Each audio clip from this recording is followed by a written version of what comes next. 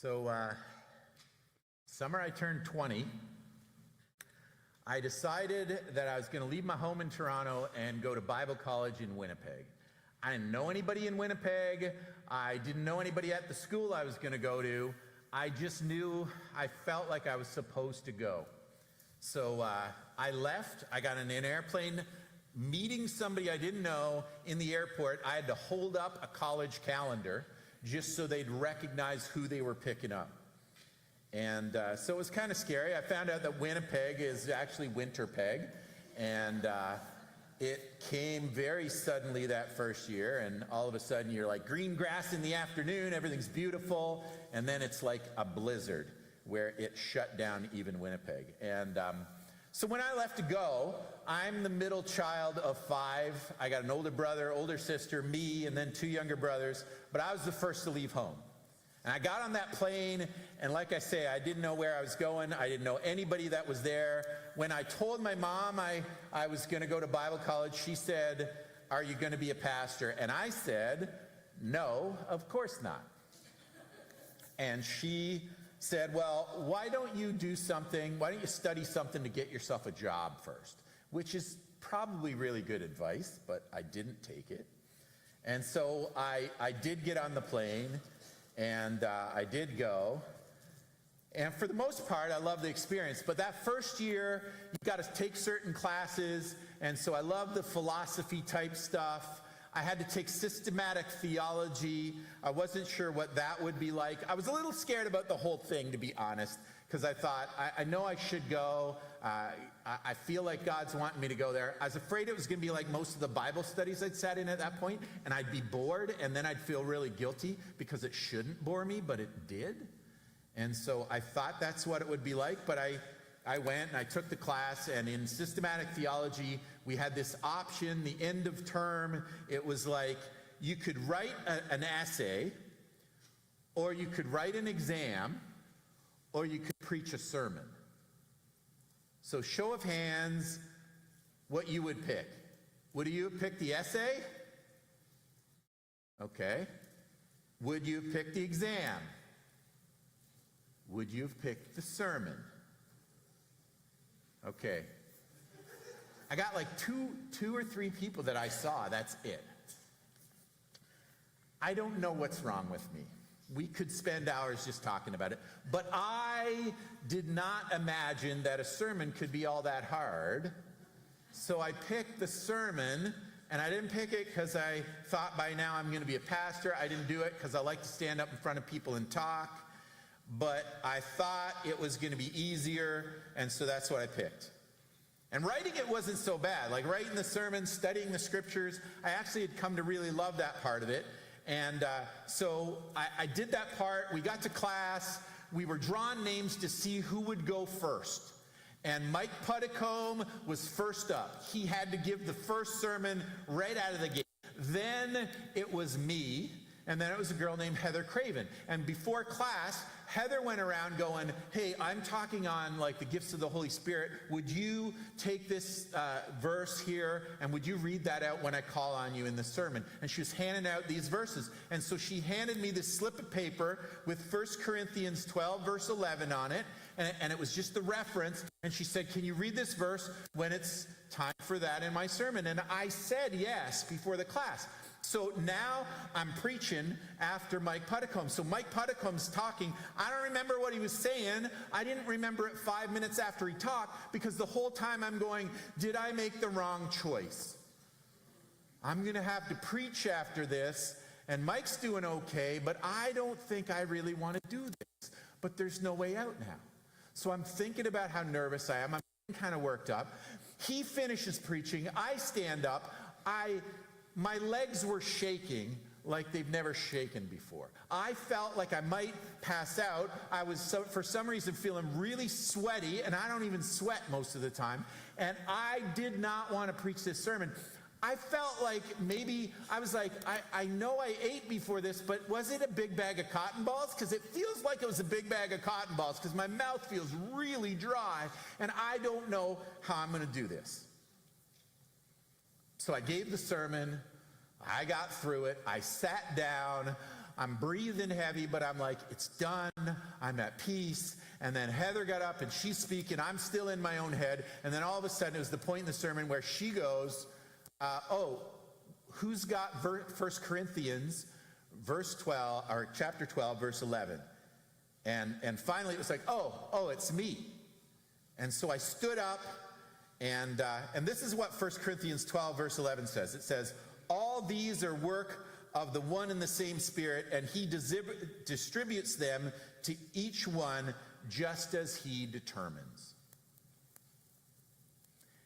And if that's the verse that I had read, that would have been great. I don't know if there's any rookies here that don't know. There's 2 Corinthians. There's 1 Corinthians and there's 2 Corinthians. And my verse was supposed to be 1 Corinthians, but I flipped my Bible open real quick because I was scrambling, and I got 2 Corinthians, and this is what I read. I have made a fool of myself, but you drove me to it. First sermon. And they all had the reaction you had. I did not think it was all that funny.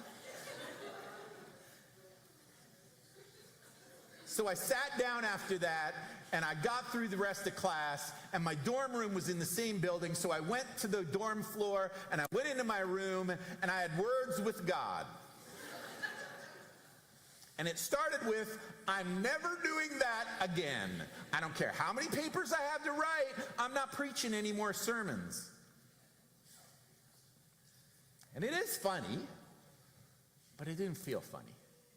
And you know how some people pick a Bible verse that really represents them? Some people have like a life verse from Scripture. And some people go, the most popular one is probably Jeremiah 29, verse 11. For I know the plans I have for you, declares the Lord. They're plans for good and not for disaster, to give you a future and a hope. And lots of people pick that one. They pick verses like that. And all I could think was, I found my life verse. I've made a fool of myself, but you drove me to it. So I didn't want to do it again. I said I wasn't going to do it again. Clearly, I'm not good at keeping promises. I couldn't leave well enough alone, though, after that. So I decided I got to find out what this verse is about. I got to find out what 2 Corinthians 12, verse 11 is about. What does it mean? What do you mean I've made a fool of myself? What is Paul talking about? And I already had started the theology courses. I'd already started studying the New Testament. I'd already read the book of Romans. I'm like, this doesn't say. Paul is the guy that wrote 2/3 of the New Testament. Paul is like this superhero of the faith, starting all these churches. How is it Paul's going, I made a fool of myself, but you drove me to it? What was the circumstance? So I had to know the story. So I'm hooked. So I start reading, and so first I look at the verse that comes right before it, and the verse right before, I've made a fool of myself, says, that's why I take pleasure in weaknesses, and in the insults and hardships and persecutions and troubles that I suffer for Christ. For when I'm weak, then I'm strong. He says, that's why I take pleasure in weakness. That's why I'm glad I'm weak. That's why I'm glad that there's insults and hardships and persecution and troubles, because when I'm weak, then I'm strong. And I'm like, Paul doesn't sound weak to me. What is this? What is that about? How can he say he's weak? He delights in weakness. Who does that?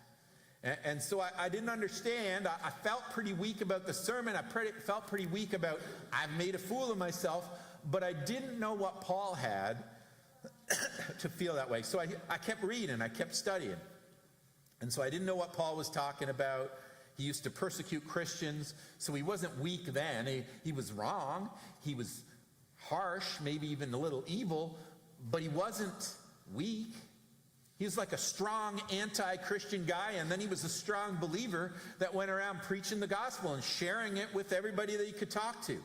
So what was Paul talking about? What had happened? Why was he talking this way?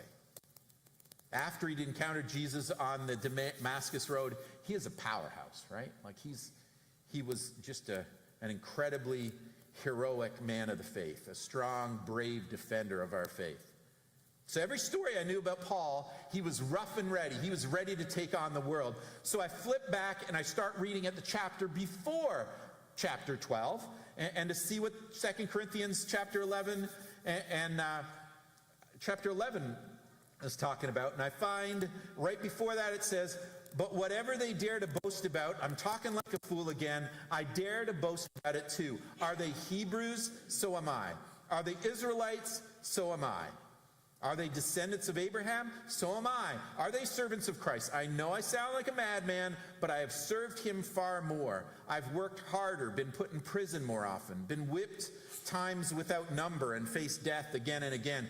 5 different times, the Jewish leaders gave me the 39 lashes. 3 times I was beaten with rods. Once I was stoned. 3 times I was shipwrecked. Once I spent a whole day and a night adrift at sea. I've traveled on many long journeys. I've faced danger from rivers. I've faced danger from robbers. I've faced danger from my own people, the Jews, as well as from Gentiles. I've faced danger in the cities, in the deserts, and on the seas. And I have faced danger from men who claim to be believers but are not. I've worked hard and long, enduring many sleepless nights. I've been hungry and thirsty, and have gone without food. I've shivered in the cold without enough clothing to keep me warm. Then, besides all this, I have the daily burden of my concern for all the churches. Who is weak? And I don't feel the feeling of that weakness. Who is led astray? And I do not burn with anger. If I must boast, I would rather boast about the things that show how weak I am. And so Paul says, I've been through all this stuff. I've been shipwrecked and left for dead and stoned and all these bad things that had happened to him. But if I must boast, I'd rather boast about my weakness. How do any of those things make him look weak? He goes through everything. He's stoned and left for dead. The scripture says he got 39 lashes. In the original, it says 40 lashes minus 1. That's how they would always talk about that.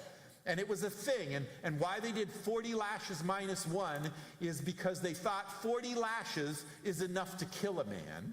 So if you got sentenced to 40 lashes minus 1 or 39 lashes, they wanted to take you right to the brink of death, but not kill you. You were supposed to get as much punishment physically as you possibly could. And this guy got that over and over again, 5 times. They stoned him within an inch of, or they whipped him within an inch of his life. How is he weak? And he keeps preaching even with all that happening. If I must boast, I'll boast about the things that show how weak I am. And so it sounds really ridiculous. Now I'm more confused. This guy can be whipped 5 times, stoned, shipwrecked, beaten, left for dead, and he just keeps going, working, preaching. You can't stop him. It's like he's an action hero.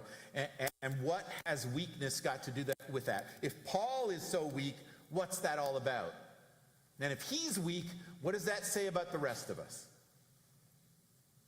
And then I found 4 verses that Paul in 2 Corinthians 12, verse 7 to 10, I found these 4 verses that explain what's going on. And so Paul talks about this time with God that changed everything for him. This time that his encounter with God was life-changing, and it kind of explains why he can take all that stuff on. It explains why he's able to accomplish what he was able to accomplish. It explains how he could do all that and still feel the way that he feels and say these things. It was a lesson that he learned from God that made all the difference in the rest of his life. And so if we start in verse 7 of chapter 12 in 2 Corinthians, even though I have received such wonderful revelations from God, so to keep me from becoming proud, I was given a thorn in my flesh, a messenger from Satan, to torment me and keep me from becoming proud. 3 different times I begged the Lord to take it away. Each time he said, my grace is all you need. My power works best in weakness. So now I'm glad to boast about my weakness so that the power of Christ can work through me. That's why I take pleasure in weaknesses and in the insults and hardships and persecutions and troubles that I suffer for Christ. For when I'm weak, then I'm strong. So Paul has this weakness after all. He has this weakness that he calls a thorn in his flesh, and it's so bad that a guy like Paul that's able to take what Paul's able to take begs God over and over and over again to take it away. So I started looking into the thorn. I'm like, I got to know what this is. What happened to Paul? What is it that was so bad that it crippled him and made him beg over and over again to get rid of it?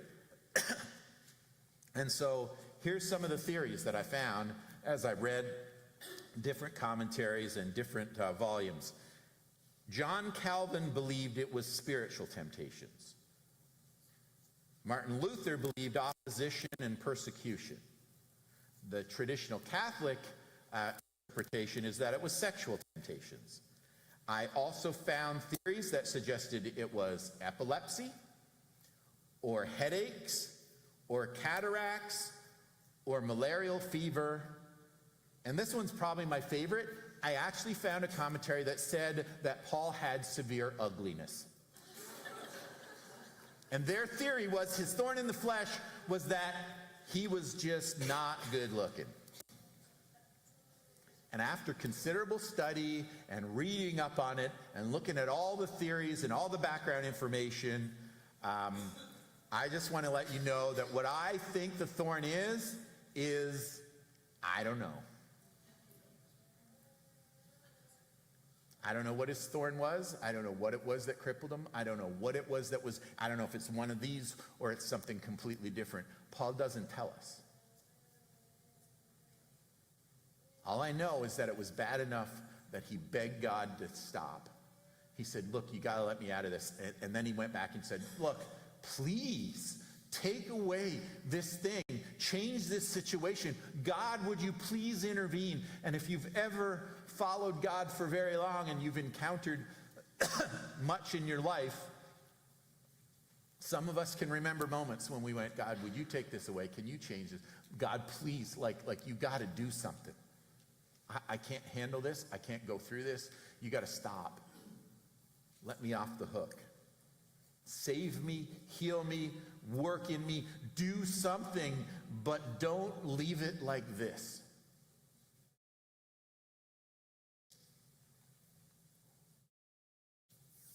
I know about my thorns in the flesh. I know after all these years in ministry, I know I'm not alone, that we all have them. And like Paul, we plead, and many of us would say, yeah, he didn't change it. The situation didn't change. It didn't go away. I still struggle with what I struggle with. I still face what I was facing.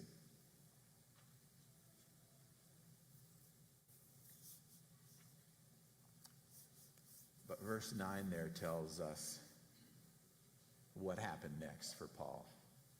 And so God doesn't take it away, but instead God says to him, my grace is all you need. My power works perfect, works best in weakness.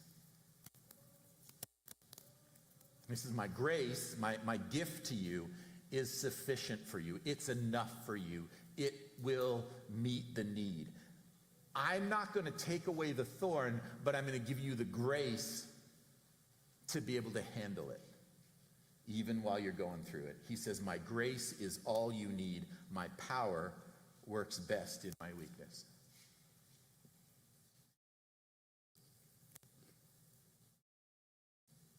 It was like a year and a bit before God told me he wanted me to be a pastor. And when he told me walking home one night, staring at the sky and praying, looking at the stars, I was like, are you sure? And I'll be honest, I thought it was one of those things like Abraham with Isaac, that he was going to go, hey, I want you to sacrifice your son, and then he stops you last minute. I thought he was going to I'd say yes, and then he'd go, good, you're willing to do anything. Okay, I don't really want you to be a pastor. You can do this. I really did. And I'd learned enough about him, and I'd loved him enough deeply by that point. I said yes, but I thought he was going to let me off the hook. And all these years later, I'm glad I'm still on the hook. I'm glad that he didn't take that first no for an answer. I'm glad that he moved into my life and that every moment I've had to rely on him. And I'll tell you, and I'm not just saying this, my greatest qualification for ministry is still having that desperation I had when I hit my knees and went, I don't want to do this, but whatever you want me to do, I'm going to do.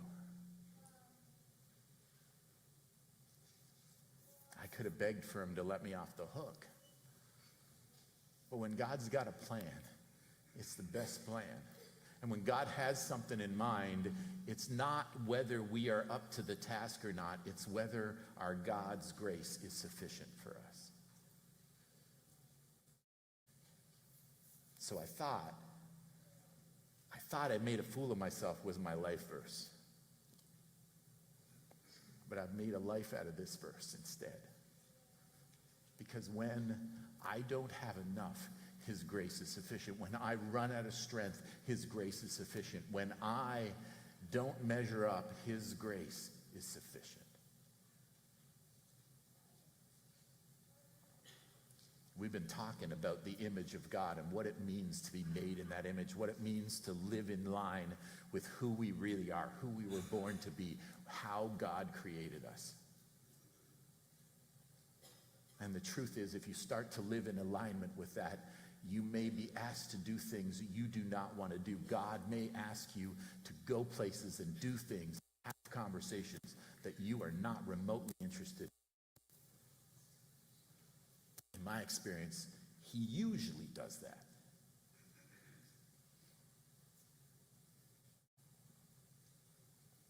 And when you walk through your life and you feel like you don't have enough, that you've got no gas in the tank and you've run out of steam and you don't have the skills that you would need to do what God asks,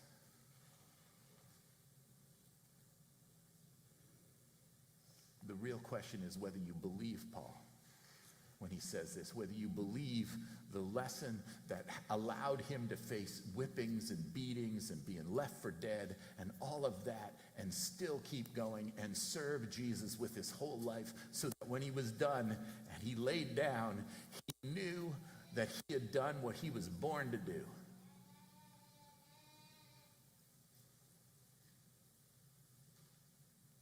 His grace was sufficient for Paul. His grace is sufficient for us. And if you remember that, it can give you courage to face anything that he asks you to do. You could say no. You could just play it quiet. You could show up in church and sing some songs and go home and do the easy stuff of following Jesus, but never really say yes in a way that's just a blank check for God. You could believe his grace is sufficient and say, whatever you ask me to do, I'm in. However high you ask me to jump, I'm there. Whatever you put in front of me, I'll walk right through it, not because I have the strength, but because I have a God who is faithful and a God whose grace is bigger than the universe and is sufficient, is enough for everything that I could possibly be asked to do for him. If you believe it, it will change how you encounter challenges and the obstacles that you are able to overcome. And when you do, you will know it wasn't you, but it is our God that pulled you through it and gave you the life that you dreamed couldn't happen, because he is a God who is all-powerful and all-loving and so gracious that he never runs out.